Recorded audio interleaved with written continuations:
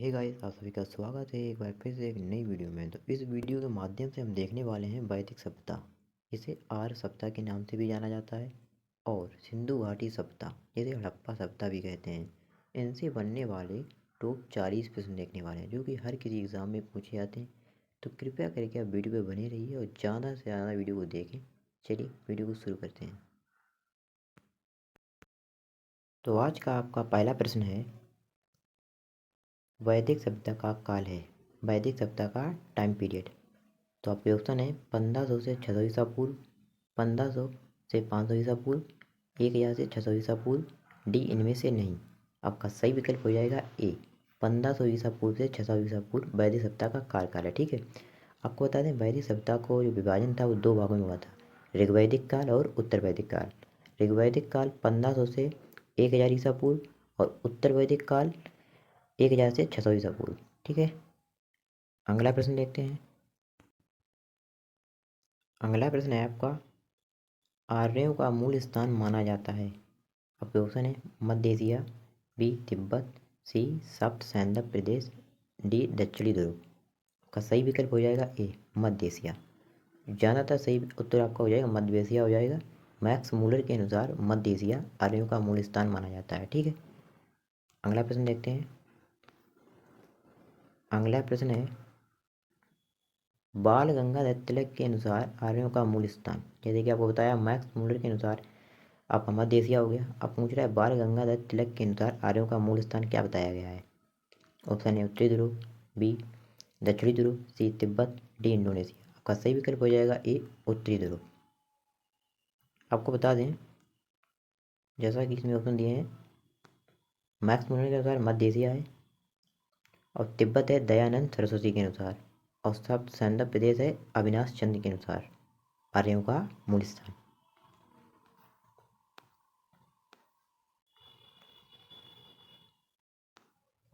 अगला प्रश्न है आपका, वेद संकलनकर्ता कौन है। वेद संकलनकर्ता कौन है। आपके ऑप्शन है महेंद्र कृष्ण द्वैपायन। अगला ऑप्शन है आपका कालिदास, सी रवि कीर्ति, डी हरिशेण। आपका सही उत्तर हो जाएगा ए, महेश कृष्ण द्वैपायन।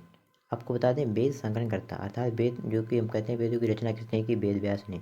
तो ये महेश कृष्ण द्वैपायन है, इनका पूरा नाम है वेद व्यास जी का। ठीक है, आपको बता दें वेद संकलनकर्ता यानी संकलन हमने इसलिए लगाया वेदों का संकलन किया गया है ना कि रचना। जैसे कि जो संकलन है मतलब ये सुनकर लिखा गया है। आप इन्होंने अपने आप से नहीं लिखा बल्कि ये सुनकर लिखा है, इसीलिए श्रुति साहित्य भी कहते हैं। उसका नाम संहिता भी है। अगला है आपका, वेदों का संकलन किस भाषा में हुआ है। आपका आंसर है संस्कृत।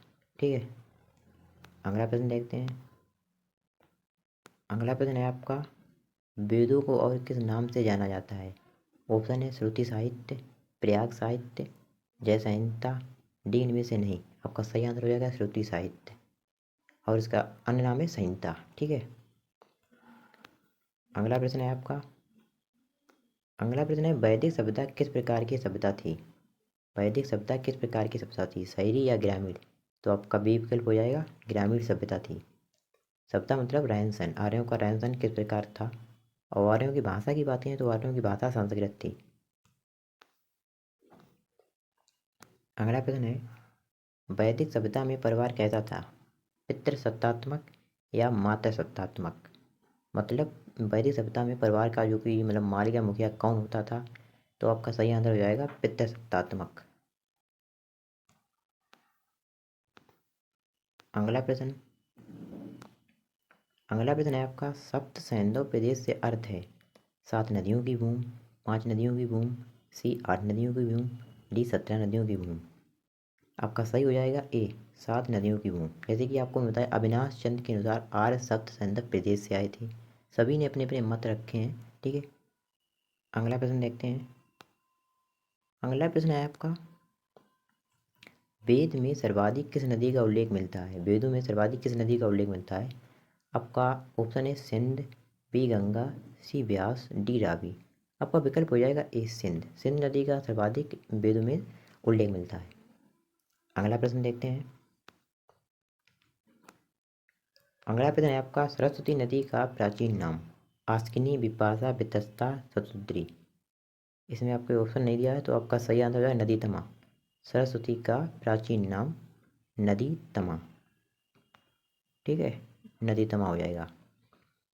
और विपाशा होता है व्यास का प्राचीन नाम होता है। और ये जो वितस्ता होता है झेलम का प्राचीन नाम होता है। और शतुद्री होता है ये सतलज का प्राचीन नाम होता है। और जो आस्किनी होता है चिनाब नदी का। ठीक है, चिनाब नदी का प्राचीन नाम आस्किनी, व्यास का विपाशा, चिनाब का आस्किनी, और ये झेलम का वितस्ता, और सतलज का शतुद्री। इस प्रश्न का सही आंसर आपका हो जाएगा नदी तमा। अगला प्रश्न देखते हैं। अगला प्रश्न है आपका, वेदों में गंगा नदी का उल्लेख कितने बार मिलता है। आपका सही विकल्प हो जाएगा ए, एक बार। आपको बता दें ये प्रश्न सभी एग्जाम में पूछे जाते हैं, बहुत ही महत्वपूर्ण प्रश्न है, तो कृपया करके वीडियो को देखते रहिए। अगला प्रश्न है, वेदांग कितने होते हैं। वेदांग कितने होते हैं। ऑप्शन है 6, 7, 5, 4। सही आंसर हो जाएगा 6। वेदांग क्या होते हैं। तो अगला आपका प्रश्न है, उपवेद कितने होते हैं। आपको बता दें वेदों के उपवेद भी होते हैं, तो उपवेद कितने होते हैं। 4 वेद होते हैं, तो 4 ही उपवेद होंगे। ठीक है, सही आंसर आपका 4 हो जाएगा। अगला प्रश्न देखते हैं। अगला प्रश्न है आपका, उपनिषद कितने होते हैं। ऑप्शन है 108, 107, 120, 111। सही विकल्प आपका हो जाएगा 108 उपनिषद होते हैं। अगला प्रश्न देखते हैं। अगला प्रश्न है आपका, आदि मानव का प्राचीन ग्रंथ किसे कहते हैं। ऋग्वेद को, सामवेद को, अथर्ववेद को, यजुर्वेद को। सही विकल्प आपका हो जाएगा ऋग्वेद को, जो कि सबसे प्राचीन वेद है। इसी को हम आदि मानव का प्राचीन ग्रंथ कहते हैं। आपको बता दें, आप लोग हमें कमेंट बॉक्स में एक प्रश्न का उत्तर बताना कि जो कि संगीत का वेद है उसे संगीत का वेद किस वेद को कहा जाता है, संगीत का वेद। ठीक है। अगला अगला प्रश्न आपका है, कर्मकांडी वेद किसे कहते हैं। आपके ऑप्शन है यजुर्वेद, बी सामवेद, सी ऋग्वेद, डी अथर्ववेद। आपका सही आंसर हो जाएगा ए, यजुर्वेद को कर्मकांडी वेद कहते हैं। और आपको बता दें, ऋग्वेद होता है ये प्राचीन वेद होता है, इसे स्तुति का वेद भी कहते हैं। ऋग्वेद को स्तुति का वेद कहते हैं। अथर्ववेद को जादू टोना का वेद कहते हैं। ठीक है, इसी को ब्रह्म वेद भी कहते हैं। और ये अथर्ववेद ये सबसे नवीन वेद है, इसे नवीन वेद भी कहते हैं। चलिए, इसका आंसर आपको कमेंट बॉक्स में देना है। सामवेद का मतलब किस वेद से संबंधित है, क्या कहते हैं इसको। अगला प्रश्न है आपका, ऋग्वेद में कितने मंडल होते हैं। ऑप्शन है 10, 11, 7, 8। आपका विकल्प हो जाएगा 10। अगला प्रश्न है आपका, आर्यों का प्रिय पेय क्या था। आपका उत्तर हो जाएगा सोमरस, जो कि जौ से बनता था। ठीक है। अगला प्रश्न है आपका, शून्य का उल्लेख किस वेद में मिलता है। शून्य का उल्लेख किस वेद में मिलता है। आपका उत्तर हो जाएगा यजुर्वेद में। अगला प्रश्न अगला प्रश्न है आपका, कौन सा वेद चंपू काव्य चंपू शैली है। आपके ऑप्शन दिए हैं यजुर्वेद, सामवेद, सी ऋग्वेद, डी अथर्ववेद। आपका सही आंसर हो जाएगा ए यजुर्वेद। अगला प्रश्न देखते हैं। अगला प्रश्न है आपका, ऋग्वेद की रचना कहाँ हुई थी। आपके ऑप्शन है उत्तर है सप्त छंदो प्रदेश में। तो अगला प्रश्न आपका है, सबसे नवीन वेद कौन सा है। आपके ऑप्शन है ऋग्वेद, बी सामवेद, सी अथर्ववेद, डी यजुर्वेद। आपका सही आंसर हो जाएगा सी अथर्ववेद। तो अगला प्रश्न आपका है, भारत का आदर्श वाक्य सत्यमेव जयते किस उपनिषद से लिया गया है। आपका उत्तर हो जाएगा मुंडको उपनिषद से। ठीक है। अगला प्रश्न देखते हैं, अस्तो माँ सदगमय किस उपनिषद से लिया गया है। अस्तो माँ सदगमय जो श्लोक मंत्र है वो किस उपनिषद से लिया गया है। आपका उत्तर हो जाएगा बृहमदारण्यक। और ये बृहमदारण्यक सबसे बड़ा उपनिषद होता है। हड़प्पा सभ्यता की खोज सर्वप्रथम किसने की थी। हड़प्पा सभ्यता की खोज किसके द्वारा की गई थी। आपके ऑप्शन है दयाराम साहनी, राखलदास बनर्जी, यज्ञदत्त शर्मा, टी स्वरूप सिंह। आपका सही विकल्प हो जाएगा दयाराम साहनी के द्वारा हड़प्पा सभ्यता की खोज सन 1921 में की गई थी। 1921 में। अगला प्रश्न देखते हैं। अगला प्रश्न है प्रश्न 2, सिंधु घाटी सभ्यता की खुदाई में कौन सा नगर सबसे पहले मिला था? आपके ऑप्शन है हड़प्पा, मोहनजोदड़ो, कालीबंगा, डी लोथल। आपका सही आंसर हो जाएगा हड़प्पा। हड़प्पा नगर था जो कि सिंधु घाटी सभ्यता की खुदाई में सबसे पहले मिला था, इसीलिए इसे हड़प्पा की सभ्यता भी कहते हैं। अगला प्रश्न देखते हैं। अगला प्रश्न 3 है हमारा, मोहनजोदड़ो की खोज किसने की थी? आपके ऑप्शन है दयाराम साहनी, राखाल दास बनर्जी, सी John Marshall, D Swaroop Singh. आपका सही उत्तर हो जाएगा बी, राखाल दास बनर्जी के द्वारा 1922 में मोहनजोदड़ो की खोज की गई थी। अगला प्रश्न देखते हैं।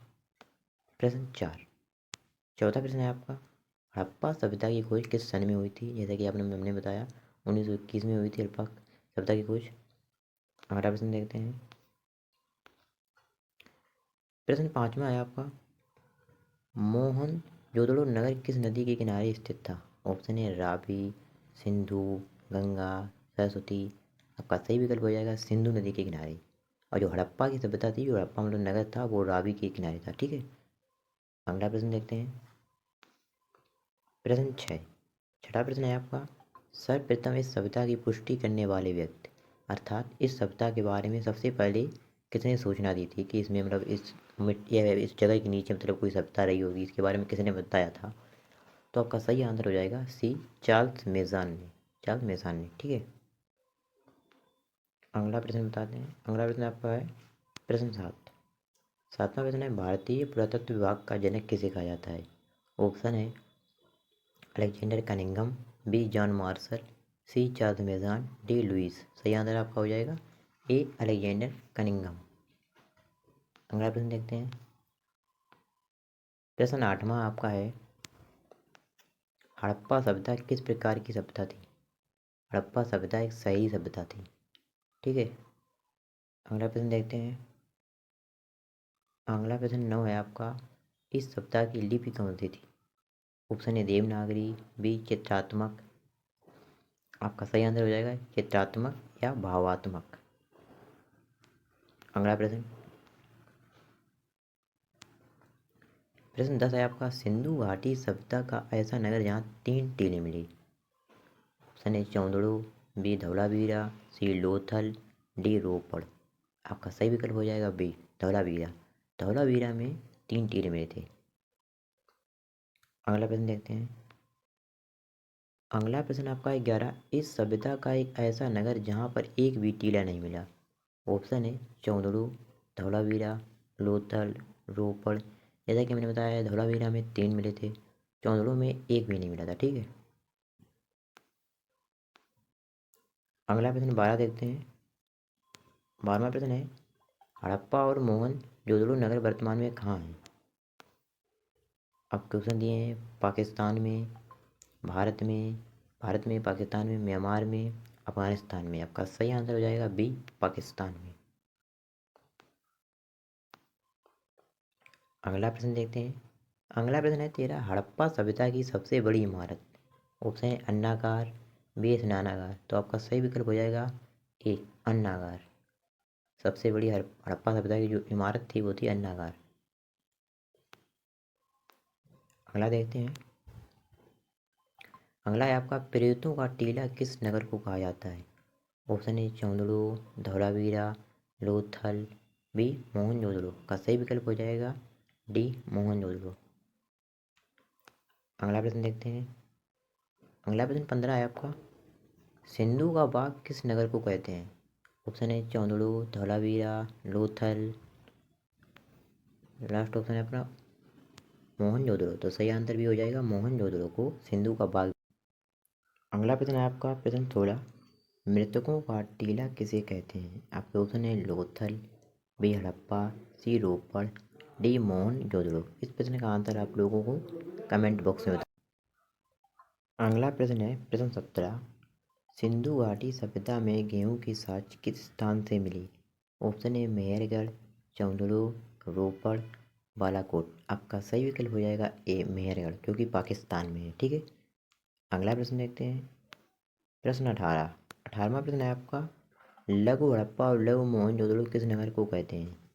ऑप्शन है लोथल को, कालीबंगा को, चौंदड़ों को, डी इनमें से नहीं। आपका सही विकल्प हो जाएगा ए, लोथल को मिनी हड़प्पा और मिनी मोहनजोदड़ो के नाम से भी जाना जाता है, मतलब इसे मिनी हड़प्पा और मिनी मोहनजोदड़ो भी कहते हैं। ठीक है, अगला प्रश्न देखते हैं।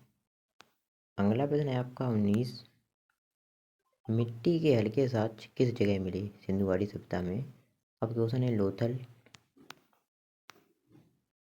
अगला विकल्प है आपका कालीबंगा, सी है चौंदड़ू, डी है बनावली।